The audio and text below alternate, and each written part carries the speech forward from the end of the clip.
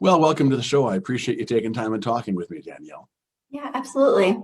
Before we go any further, what is the thing you want everyone to hear you say today? Um, my vision of what happened and how I'm going to move forward is taking something so awful and making good out of it.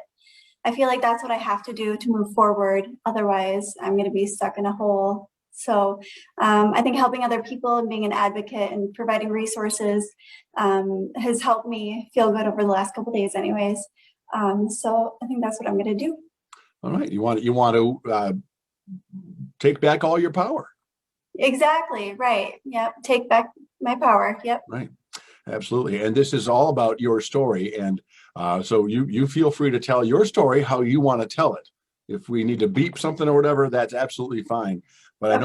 I know people have seen the headlines Yep. about your rapist going away for 21 years or so. Yep. But I don't think they know your story. So what would you like to tell us? Yeah. So the story in the media is pretty similar to what actually happened. Basically, on November 18th of 2018, I heard a noise at the end of my bed, and I have two cats, so I thought it was my cats. But I grabbed my iPhone and picked it up and shined the light of my phone at the end of the bed, and a man stood up with a gun at my head in a matter of seconds. He yelled at me to lay down, to not move, and to roll over. And a couple seconds after that, he zip tied my hands behind my back and just kind of stood there for a minute, just kind of looking at me. After that, it was 5 hours of basically him tormenting me. From, at one point he said, what's in this cup? I had a water cup by my bed, and he said, what's in this cup? And I said, water. He said, okay, well, I need you to take something so I can get out of here. And I said, no, I can't take anything. I have my son to take care of. I didn't want him to drug me. And so he didn't end up making me take anything, which I was thankful for. But then I said, I have a son. So now he knows that there's somebody else in the house, right? Right. So that scared me after I thought about it. But over the next 5 hours, lots of things happened. He raped me 3 times, 2 times, and then he let me go to the bathroom, and he tried to make me go to the bathroom with the door open. I couldn't do that, so he shut the door. And when I opened the door, I was looking at him, and I said, do you want me to go lay down now? And he yelled at me. He was mad that I had looked at him. And so when I got on the bed, he basically very aggressively raped me again. And I think this was at one part that he video recorded himself raping me. There were a couple videos, as far as I'm aware, that were found on his phone. So in part of my victim impact statement, I said, I know my story, I told my story, and then it was validated by videos that I didn't even know existed. And I don't know how many people watch those. I don't know if he sold those. There's so many questions. I forgot to mention I was zip tied for a while. And then probably after a couple of hours or an hour, he did cut the zip ties off. But, with my son sleeping in the room next door, he used that against me, saying, don't move, Right. don't go anywhere. For a lot of the night, he was not in my bedroom. He was going through my electronics. He had my phone. He checked to make sure I didn't have anything that I could call 911 or anything like that. He had found my 2 guns, and he made me lay down with my face down. And he was doing something with the guns, and he said, so if I kill you with these guns, they're going to think it's your ex-husband, right? Because they were his guns. And I just kind of made something up on the spot, and I said, no, he's out of state working, which he was. Mm-hmm.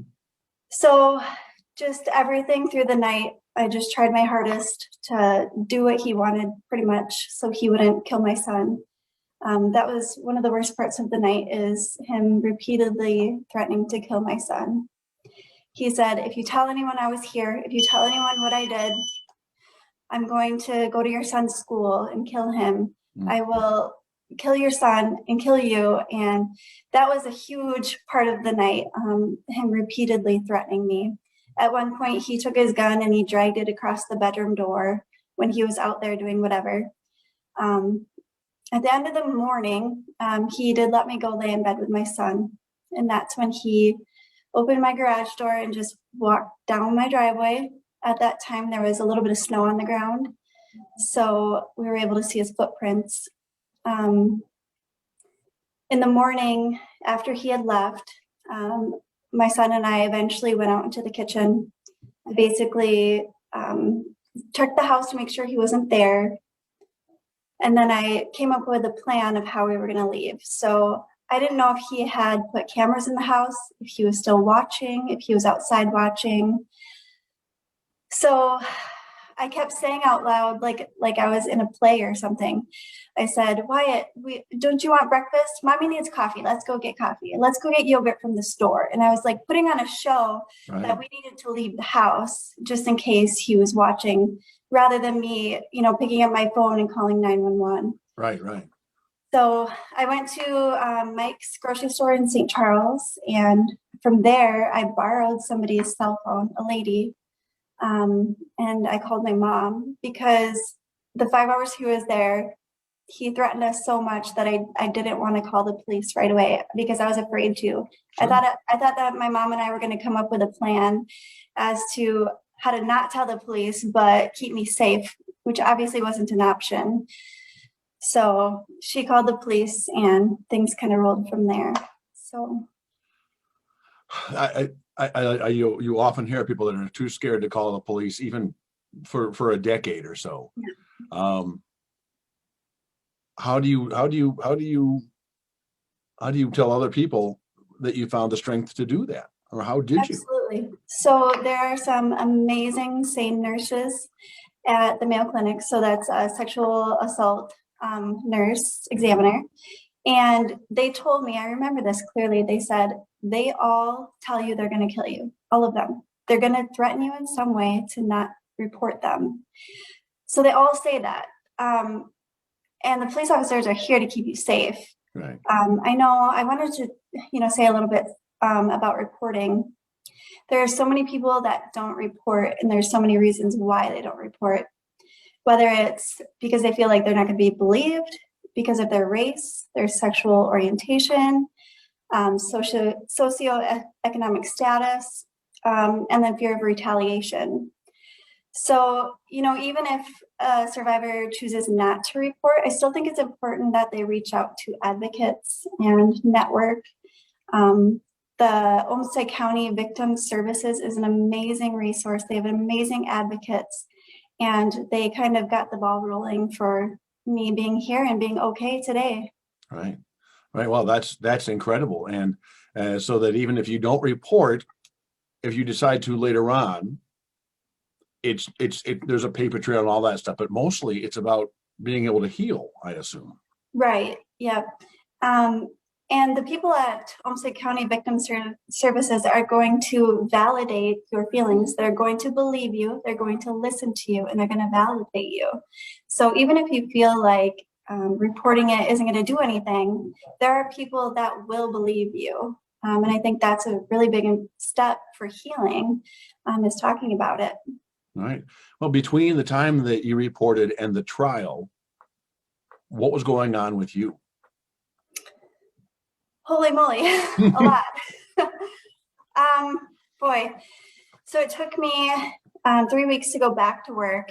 The person that raped me was, at the time, he was masked. He was disguising his voice, and he was fully clothed. I didn't know who he was. So I was afraid to leave. I was staying with my mom and my aunt. I was afraid to leave the house. I was afraid to do anything. I was afraid to drive the same path for fear that somebody was following me. But I eventually went back to work, and thanks to my job, the security department at my job, they helped to facilitate me feeling safe at work, which was huge. So thank you to you guys, Missy specifically. So I've been just working and taking off when there are hearings. He sexually assaulted a vulnerable adult in Wilmer, and that's how he was found, because he gave consent for DNA in Wilmer, Minnesota. And then it pinged to my rape kit down here. So that's how he was caught, was because he assaulted somebody else, and he was the main suspect in that case. So on TV, they make it sound like everyone's afraid of being in court. Did you have that same kind of feeling? That's a good question. I went to a support group for survivors, and one of the ladies in the group said, going to court made me ready for giving my victim impact statement. So I went to every hearing for two reasons. So I would get familiar with being in the courtroom, seeing the back of his head.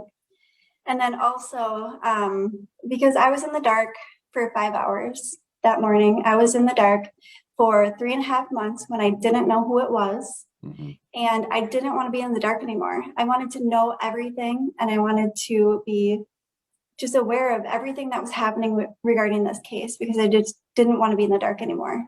I gotcha. How are you doing, by the way? I'm okay. You're good? Okay. It sounds like along the way, you met a lot of angels, a whole lot of people that Oh my knew gosh. what to do. Absolutely. Yep. It started at the Women's and Children's Resource Center in Winona. I was set up with an advocate that gave me a ton of resources. My phone was taken as evidence. So she got me set up with a prepaid phone that I could use. And then I linked up with Olmsted County because that's where I was living. And everyone's just been super awesome and supportive. There are so many resources that I didn't even know about. And that's why I think it's important for people that don't report to just reach out to somebody. There's so much help that is out there and available. It's amazing. And then, I don't have their permission to say this, but a couple of doctors that I work with have been so amazing. They got me set up with a place to stay for a few months because my house was a crime scene. Right. So I had to pay my mortgage, pay my bills, but I couldn't live there. So I got set up in a place for a few months before I found my house that I bought. Wow. If there's a woman listening right now that is dealing with trauma from having been attacked, having been raped, sexually assaulted, do you have words for her? You've probably heard this before, but you are not alone, and you are stronger than you think that you are. We can do hard things. And if you feel like nobody believes you and nobody will listen to you, I will listen to you and I believe you. It's scary feeling alone. And I did sometimes during this whole process. My support outside of advocates was not consistent. I lost support often because it's been a long 2 years and I felt alone. And I just don't want anybody to feel like that. Right. No, it's a horrible feeling when you're not believed, when you're scared. I can't imagine what it was like knowing you couldn't go back to your house, knowing that, like you said, the first 3 weeks, you just didn't want to go out. It's just, it can so affect your life. And do you feel, it sounds like you've done a lot of the really hard work of working to heal and working to regain your power and to tell your story. Mm-hmm. I know you can't put into words what that is like, but can you tell us how you feel compared to just a year ago? It's a good question. I think the thing that I struggle with the most right now is how it affected my son. So that morning, he heard the man come to the door and he thought it was his dad. And so it was like 5:36 in the morning, and the guy came to the door, who now I know is Zane Peterson. He came to the door and said, "Hey, are you still in there? Don't try to leave." And I said, "We're on the second story. I'm not going to leave." And so I had to tell my son that it was a man fixing our shower that was in the house. I didn't want to tell him the truth. Right. I couldn't tell him the truth for the longest time. I had to pretend like we were grocery shopping when we were in the grocery store. And then we just couldn't go back to our house after that. Let's just take a few deep breaths. It's okay. So I can do a whole bunch of therapy. For me, I feel so much better than I did back then, but it's my son that he didn't deserve that. He didn't deserve to have to move from his home, to have his life threatened. I mean, he was 3 years old at the time. Oh. So that's been the hardest probably. But now I feel believed because of my support system. And it's really sad that I feel believed because there was so much evidence. And I feel so bad for the people that aren't believed and don't have hard evidence. Right. But I'm thankful at the same time because I know that if I didn't have this evidence, he wasn't behind bars, he would still be assaulting people. It's a pattern for him. Right. And I'm just thankful that he is behind bars. I hope you know that you are obviously incredibly fierce. And yes. Your child sees that, your son sees that. Yes. Yes. I try to be strong for him, but myself as well. And then for all the other survivors that feel like they don't have a voice, I am willing to share my story and be that voice because somebody's survival story can be another person's survival guide. And I'm okay with that being my story. I guess I'm curious. I used to be part of NAMI, the National Alliance on Mental Illness, here in Southeast Minnesota, and we had groups that got together and talked. Right? Are there a lot of support groups for women that have dealt with sexual assault, dealt with rape, dealt with attempted murder? I never hear about them. I know that there's the women's shelter. I know all about that, but I don't know about support groups. Yep. So there is a support group through Olmsted County for survivors of sexual assault. I don't know about other counties, but I would assume, and I would just suggest that people reach out to their counties to find out about support groups. Mm-hmm. There's also, I mean, in light of COVID, there's also so much online now.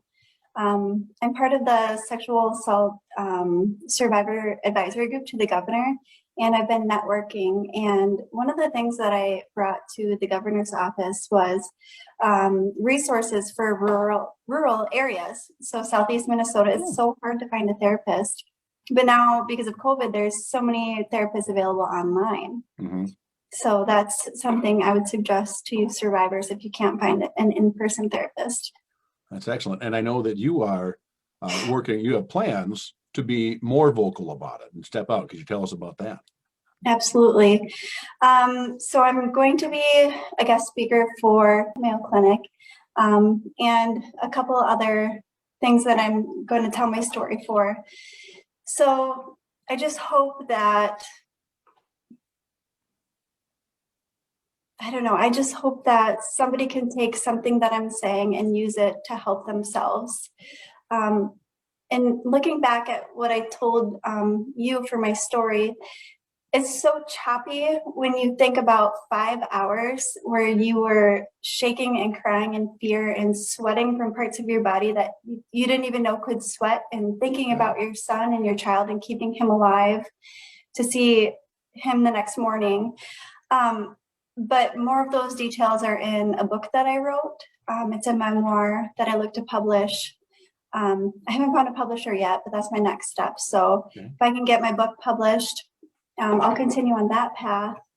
I'm already working on a second book. It's I've interviewed about 9 survivors so far, and each chapter will be their story and their healing journey. So I just think that awareness needs to be raised for sexual assault in our community, and healing journeys and, everything like that. When you tell the story or after it first happened, a lot of people are so angry for you. Does that anger help you, or is there a better way they could respond? Well, as I said in a post I put on social media, I don't want sympathy, and I think maybe anger is sympathy or empathy. I want allies. So I want people that would stand with survivors as well and be supportive of survivors too.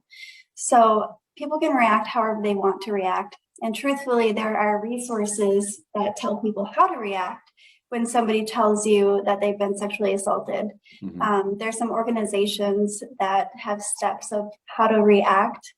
But I mean, you can't teach everybody that. So I'm open to however anyone reacts, except for victim blaming, which did happen to me one time. They said, how can you let this happen to you? How did you let that happen to you? Why don't you beat him up? And I was in a position where I couldn't do anything about it except for just listen. So whoever's hearing this, stop victim blaming. It is not their fault. They didn't ask to be raped. They didn't, even if you drank too much, you are not giving consent. It is not your fault. The one fault it is the perpetrator. They are the person to blame. It is never your fault. It's not clothes. It's not location. It's not drinking. It is not your fault. It is the abuser.